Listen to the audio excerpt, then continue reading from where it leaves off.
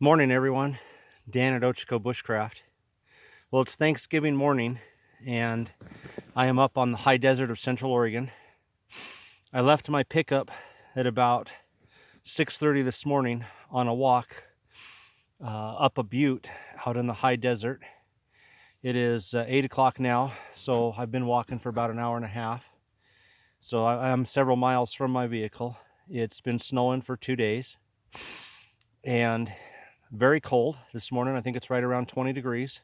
I got my gloves here, just so you know. I took them off for a minute. But I'm up here testing my skills. This is something that I do.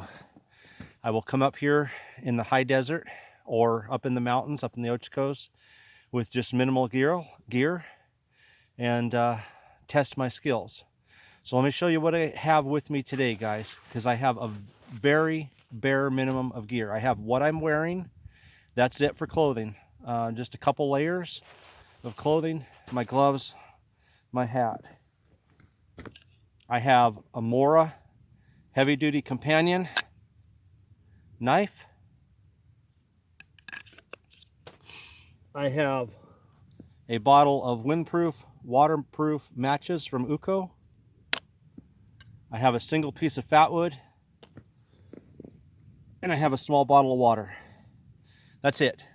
That's my survival gear for this trip. What, $25 investment here. Point being that if you're going to be out here in the mountains any time of year, you should have at least a minimum of gear with you that could save your life. Last winter, I helped search for an individual that was lost in the wilderness. We found him the next day, thank goodness, with his vehicle, but neither on his person or in the vehicle did he have a knife. Did he have extra clothing? Did he have a means to start a fire? Did he have a means to get shelter? Did he have food? Did he have water? He had absolutely nothing. There is no reason whatsoever to at least not have a few basic minimum essentials when you go out. That being said, for myself, I don't recommend this for anybody. This is just me, but I like to test my skills.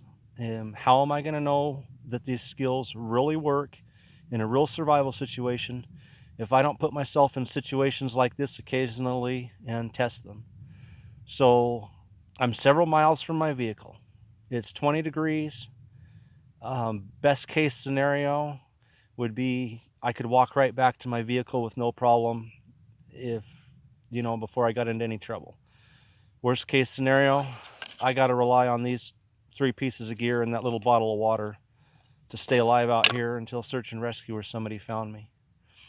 So that being said, and I'm going to show you guys a little bit around the area and show you where I found some materials after I get this fire going behind me. But there's a big rock right here, a very large rock with a flat side. I want to build a fire right up next to it so that all that heat comes off that rock right at me. Finding good debris for a shelter in juniper high desert country isn't that easy.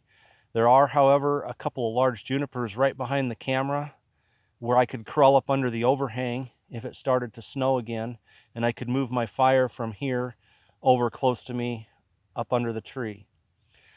Ground cover, up in the mountains, it's easy to get a big pile of fir boughs to insulate myself from the ground. Out here, not so much. So I have a large rock right here. I'm going to warm it up by the fire, and then I'm going to sit on it. So I've got the heat from the rock that I'm sitting on going up into my body. I've got the heat from this rock reflecting on me. I'm going to get nice and toasty warm and not lose any more body heat. Right now, for the shooting of this video, I'm laying here in the snow, so I'm getting cold. So guys, let's take this piece of fat wood, take this little, $17 Mora heavy-duty companion, and let's see if we can't baton down some kindling, get a fire going. Now what I did, first of all, juniper trees, the bark is great tinder.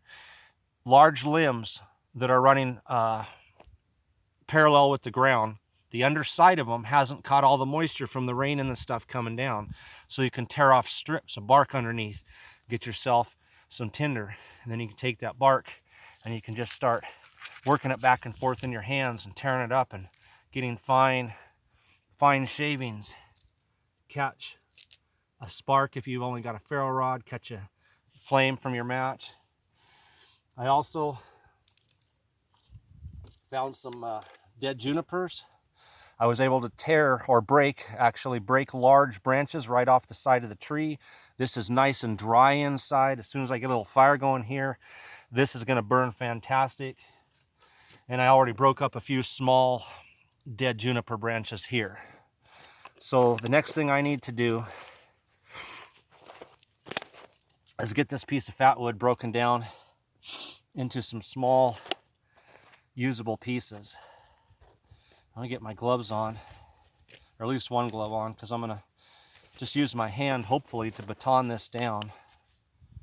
See if you guys should be able to see me right there. Okay, just like that. I'm gonna baton this down into several small usable pieces, and then I'm gonna make a log cabin right on top of this bark, and the flames will drop down into the bark. And then I'm going to take this juniper, put it on top, and flames will be going down into the bark and up into the juniper, and start adding some more stuff. Prayerfully we'll get a nice warm fire. Juniper burns really hot, guys. Juniper is an awesome wood for producing heat. It burns nice and hot. Make a few smaller ones there. Oh, that was nice. That broke up into 3 small pieces. Okay, let's make a little log cabin here with some of this. This is a nice piece of fat wood loaded with pitch. I'm not going to get too fancy. It's going to make me a nice log cabin.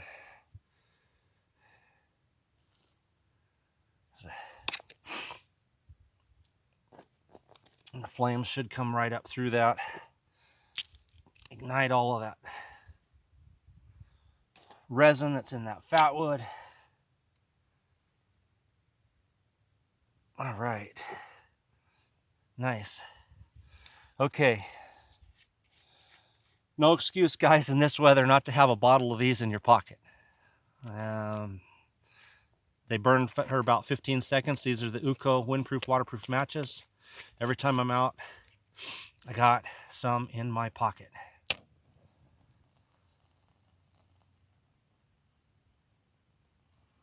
And that resin in that piece of fat wood will take that flame.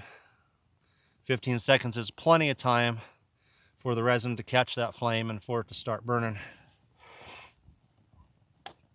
Okay. Let's take some of this. Get it right up there.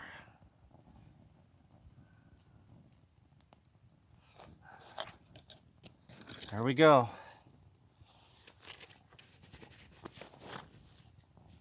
All right, bear with me, guys. I'm going to build this up a little bit.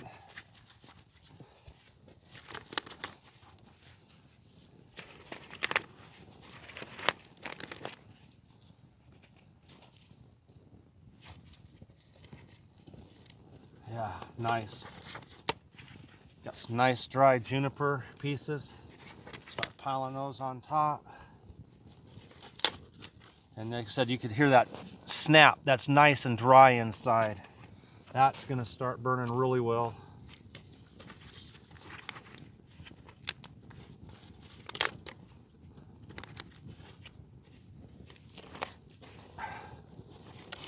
Actually, I'll just throw that piece right there.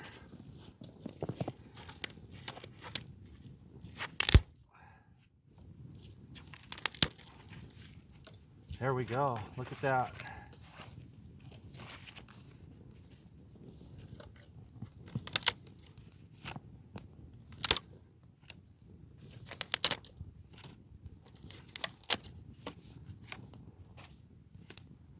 Okay, we're off to a great start, guys, and there's a lot of this close by. I've only got to walk maybe 10 yards, and I can just break off lots of these large chunks. Start bringing them back.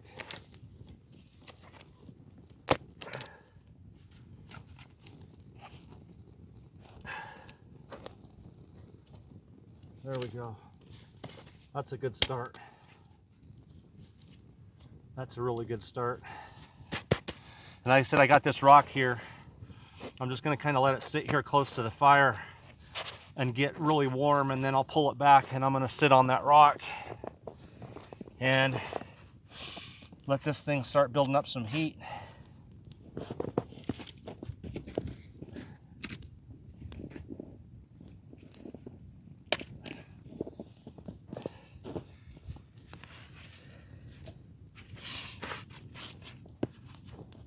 There we go. Nice. Oh yeah. Like I said, juniper is a great wood. It's gets really hot. It burns very hot. Big round chunks of juniper will burn for hours. This rock's gonna reflect heat on me. This rock's gonna warm my backside. I got water to drink. I can take snow, shove it in the water bottle, set my water bottle not too close to the fire, but warm enough for it to get, or close enough for it to get nice and warm, like right here. Melt snow if I start getting low on water. I'm set, guys. I'm gonna have me a nice warm fire this morning, get rehydrated, and start my hike back down. But before I do, let's give you guys a little tour here. I'll show you some of the scenery of where I'm at. So I said I've hiked up a butte. I came down off that hill right there that you're looking at. You can see I'm in a saddle right now. I'm gonna finish my hike. As I come around here with the camera, you guys see them rocks right up there. I'm gonna hike up to the top of those rocks. That's the highest point out here, where I can overlook the whole valley below. There's a valley down here. Actually, my hometown is out there in the bottom of that valley. But it's a good long walk back to the pickup. So you can see, guys, my fire now really burning good. Burning nice. And I got a lot more wood here. Yeah. Okay. So I was talking about earlier, large juniper branch like this coming off the side of a tree. This bark under here, not only is it dry and crumbly, but there's pitch. There's resin right there. So I got all this dry, crumbly bark. It's got resin in it. You've seen that's burning great. This will even take a spark if you rub this in your hands, even in this weather, because it's dry underneath here. And like I said, and there's some pitch. You can see little balls of pitch right there. That'll take a spark. And then these junipers, a lot of them, like right here, this, I got some small dead stuff that'll just snap right off and give me kindling.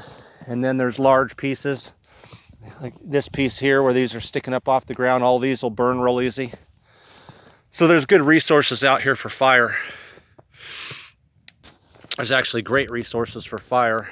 Shelter is a little bit harder to get. About the best I can do is crawl under the boughs, the branches of a big juniper like this, kind of huddle down underneath, use my Mora to get some more branches down and make just a little bit of shelter over my head, and move my fire over here so where I'm backed up against the tree, protected from moisture coming down, and would have my fire right in front of me. And then worst case scenario, search and rescue would be out looking for me, and I'd keep my fire going nice and big, and hopefully they'd spot me. Anyway, guys, Thanksgiving morning. The big plus of today about doing all this is I'm working up a heck of an appetite. Come this afternoon, turkey, pumpkin pie, and all the trimmings.